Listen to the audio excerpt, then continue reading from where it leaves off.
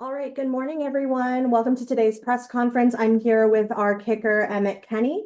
We will take questions as we do for all press conferences using the raise hand feature on Zoom. Troy, you're up first. Yeah, I mean, just kind of give us a snapshot of where the fellas are right now heading into this week, heading back home, heading into the month of November, and heading off of last week's result. Yeah, I think, as our group as a whole, and especially within the specialist unit that I'm with every day, I think everybody's really excited to get back at home. Obviously, we've had a lot of success at home so far this year, and we've been able to play well in Stanford Stadium, and so we're absolutely looking to keep that going. I'd still say the momentum and the energy with this group is at an all-time high. The result in Miami wasn't what we wanted, but we saw what we did in the first half, and we think we can carry some good things from that game onto these last few, especially with three out of these four coming at home. With like I said, we've had a lot of success there, so I think we just have a lot of optimism for the rest of the season. Coach Reich has pretty much, said, I don't believe in moral victories. I know that the first half went how it did, but we also know that the second half went how it did as well. How are you kind of balancing? How do you think the team is kind of balancing out the first half and the second half? Yeah, I completely agree with him. Obviously in this business, it's completely about results and producing wins. And so I think in meetings in the last couple of days and in preparation for this coming week, I think everyone's looking at what we did well in that first half, but also learning from the mistakes of the second. And we have a ton of young guys all over the field and people stepping up in different ways with a long injury list that we have. So there's definitely reason to be a bit upset that we weren't able to finish that game as well as I think we were able to. But like I said, I think everyone's just focused on the next task and focused on getting a win here at home against Pitt. Thank goodness the kick unit has remained healthy all season long. It's been one of the few constants, it seems, Mhm. personnel wise, for this team. Peyton, your snapper, Aiden, your holder, and of course you. How do you think the season has gone for you three in particular so far? It's been a really exciting year, especially Aiden stepped in as the holder this year. He's done a phenomenal job. He has a tremendous work ethic, and I knew that he was going to be able to get it down, and he's absolutely thrived in that role. And then Peyton as well. You see how he stepped up in multiple ways, being a game captain already a couple times this year for the special teams unit, and he's a great leadership presence in our locker room. And our group is so close, and we support each other through every facet of the game because as a specialist, it's tough when a play doesn't bounce your way. It can have big ramifications for the rest of the game, and so I really appreciate that about our group. We all stick together. We're all there to support each other 100%, and I think it's part of the reason that I think we're quite honestly the best unit in the country. John? Emmett, apologize for the delay of my tardiness. I was watching you warm up at Miami, and I think you were trying from 60, and I've seen you hit those. It wasn't quite working in those particular warm-ups. So I'm just kind of curious about your warm-up routine and kind of what the max for that day is. I'm sure it depends on weather conditions and the surface and whatnot, but about your distance warm-up and about kind of what your max would be for a given game in a given place. I try to, I try to put myself in any possible situation that I could see in a game before, during the warm up. And so I absolutely like backing up to 60, and further than that even before the game, just to try to see what I might have available for me that day. And like you say, trying to learn from all the different conditions, seeing what the wind's going to be doing and things like that. So, yeah, I really want to would love to get a crack at a long one like that. Be able to try to show a bit of what I can do, but yeah, absolutely. Just like the rest of the kickers we have here, we love testing ourselves and see what we can do. So I'm going to keep doing that pregame. If I could offer a quick follow-up, like when you watch Brandon Aubrey or some of these NFL guys that hit 50-yarders like it used to be 30-yarders back in our day. I mean, what like does that blow your mind, or it just make you in awe of the kicking talent that's out there and that might be your competition for the next level? I think that it's interesting to see how much the kicking game has changed. And, like you mentioned, it's certainly it's changed a lot in the sense of the people are attempting a lot longer kicks and they're making a lot more of them. And I think it just speaks to the investment in kicking as a whole. You see so many camps popping up around the country, people taking it seriously starting at a young age. And I think that investment is really showing in the NFL. And it also means that the bar just continues to rise, for the level you have to be at to be able to make it into that league. And so for me, honestly, I view it as something that's quite exciting. I love flipping on a game on a Sunday and seeing these guys hitting them from 61, 62, 63 with relative ease. A guy you mentioned like Brandon Aubrey, he's someone I'm absolutely looking up to right now, and I don't think there's anyone better than him in the game. And so it's been really fun to see, how kicking as a whole has changed over the course of my career. And yeah, I'm excited to try to get up there and join that elite group of those guys. Ben? Yeah, just kind of from your perspective, I got here a little late. Just your thoughts on the team and what's kind of gone into the team's 3-0 start at home this year. Just collective, what have you observed that made that a success as you look ahead to a fourth home game here? Yeah, first of all, I think our team has shown an incredible amount of promise and resiliency this year. I think I mentioned it a bit earlier, I think before you were here, but we have an incredible amount of youth and inexperience all around this team in all three phases, and you see guys stepping up every single week. And I think, a big part of the reason that we've been playing well at home is just because of the excitement that we have within our program as well as out of it. Our fans have done a tremendous job of supporting us in these home games and really showing out and making their presence known, especially the student section as well. They've been phenomenal. And I think it's created a really fun atmosphere at our home games, and it's easy for guys to get going and get excited about the prospect of playing in Stanford Stadium. And then so I think really it just comes down to that energy, as well as, combined with the preparation we've been putting in throughout the weeks, with the coaching staff that really knows how to get us prepared for different situations. And so I think all that coming together has caused a perfect storm for us to be really successful so far at home, and we're absolutely going to try to keep that going. Troy? I want to go back to the SMU game for a moment or so, because you did hit a 52-yarder that got taken off the board because of a penalty against SMU, which Stanford accepted, made 4th and 6 and the 4th and 1. Stanford went for it and got it. But is there a part? I mean, that would have matched the career long for you. Is there a part of you that was like, hey, wow, I'm kind of bummed we took that one off the board there? Yeah, it's an interesting situation that kickers can find ourselves in sometimes. I'd be the first person to say absolutely whatever's best for the team, I'm happy with. And in that specific situation, we got the yards. Coach Reich, wanted to keep the offense on the field, and I completely understand and support it. But the competitor I am, and with the goals and aspirations I have with this job, I absolutely, there's a part of me that's like, damn, I wish that would have been able to remain on the scoreboard. But at the end of the day, we have to do what's best for our team, and in that situation, it was to take the yards and attempt to get touchdowns, especially when you're playing a road game like that against a talented team that went to the playoff last year. You're going to need touchdowns in those games, and I completely understand that. So I'm glad I was able to, put one through, split the uprights, and I'm hoping I'll just get a couple attempts up here in the last several games that'll be able to stay on the scoreboard. We'll be able to take 2 more questions. John? Emmet, and again, if this has been asked, you can answer quickly. But you've played for 3 different head coaches, and they're all different approaches, different men, different staffs. They have their different strengths. I'm not asking you to say who's better, who's not, but with respect to this staff, the Frank Reich staff, and obviously the 3-0 record at home says something.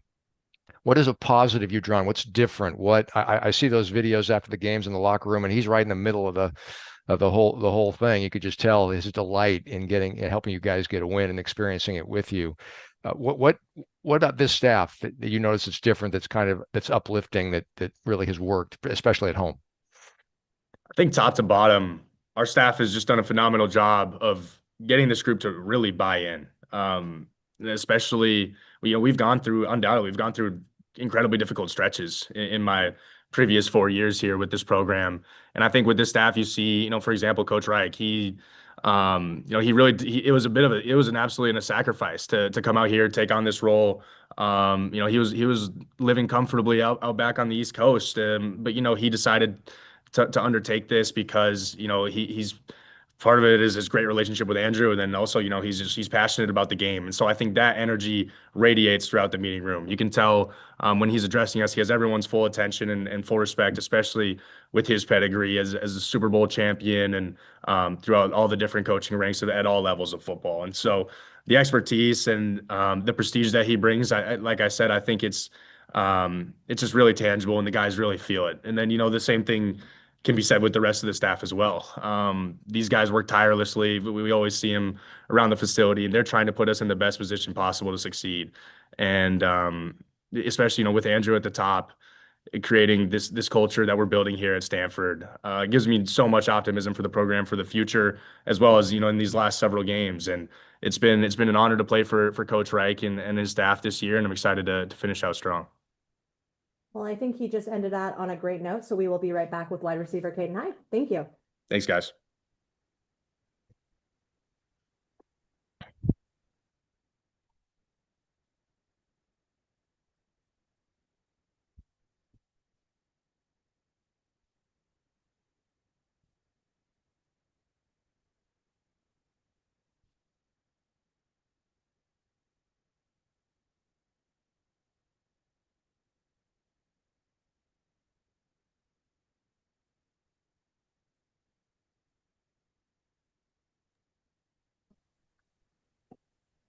All right, we are back here with wide receiver Caden Hyde. We will take questions the exact same way we did for Emmet, using the raise hand feature on Zoom. Ben Parker, you're up first. Good morning, Caden. Just kind of wanted to get your thoughts on, I mean, you guys obviously, didn't get the result you wanted Saturday, but how fun was it to score that touchdown on Saturday and get the 7-0 lead and to do it in an NFL stadium at Hard Rock? Just how fun was that moment for you? Yeah, the environment we played in was just incredible. I felt like we needed the energy to go out there and just show that we belonged on the stage and the platform like that. And it was just amazing to just be able to just showcase my God-given talent on a stage like that and score a touchdown. Obviously, we know that we didn't play as well as we expected to play the second half, but it was just amazing to just be able to go out there and show that we can compete on a stage like that. Thank you, Ben. Troy?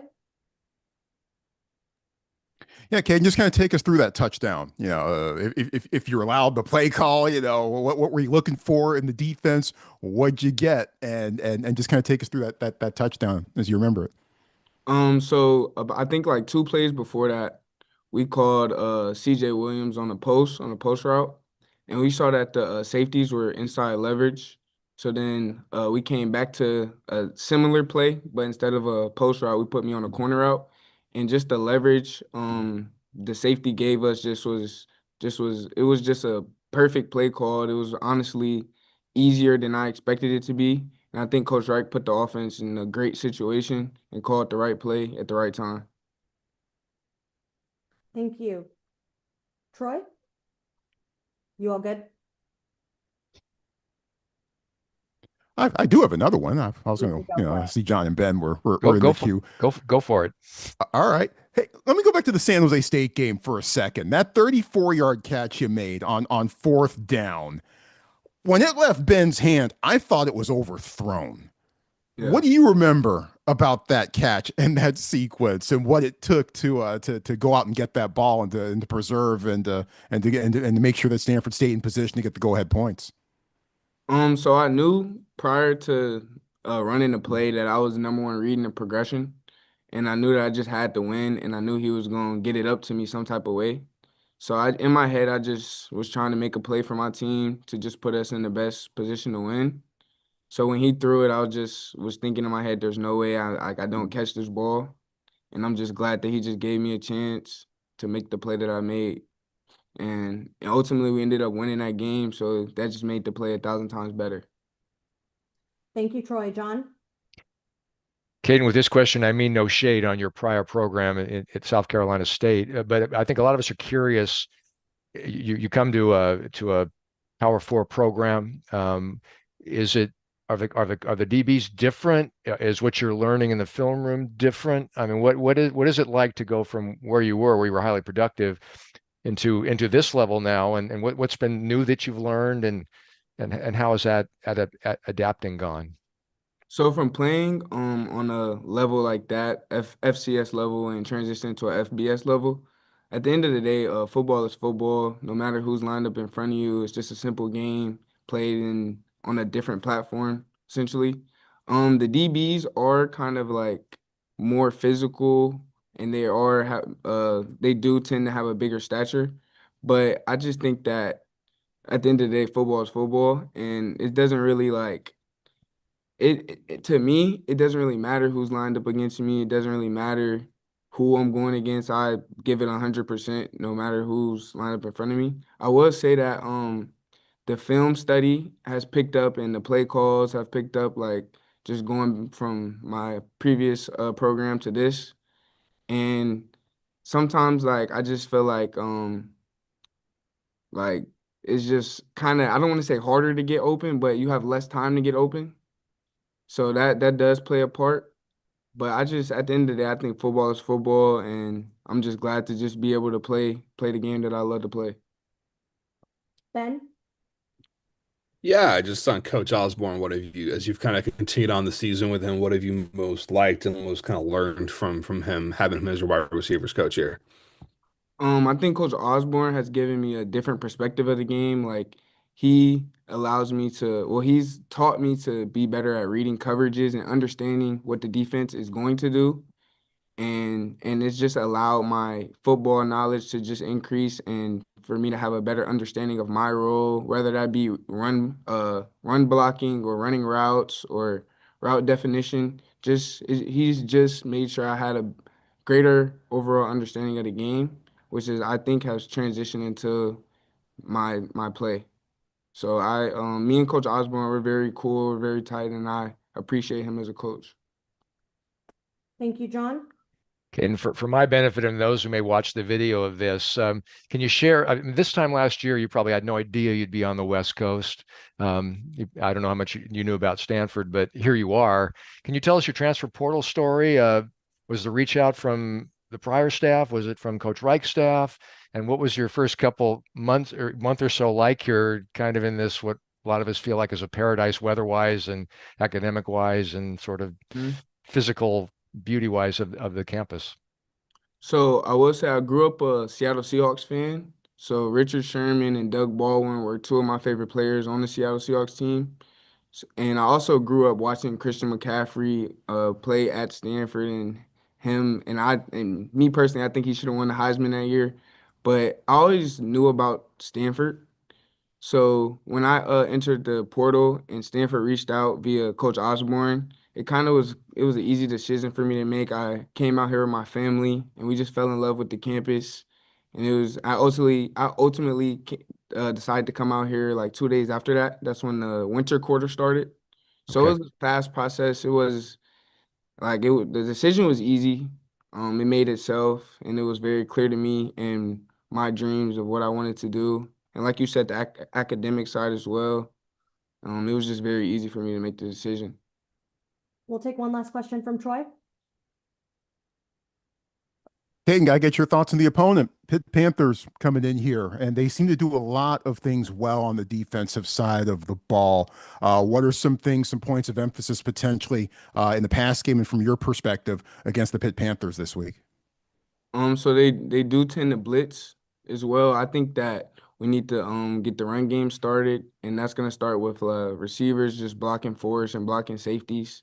And by us blocking the safeties and blocking forwards, that's gonna open up the pass game. And I think once we get them in one-on-one coverage, nobody will be able to guard us, and we'll just make the plays that we are able to make. And I think the rest will take care of itself. I think it just starts with today's practice and just starting today and just going 1-0 every day. And then Saturday will just take care of itself.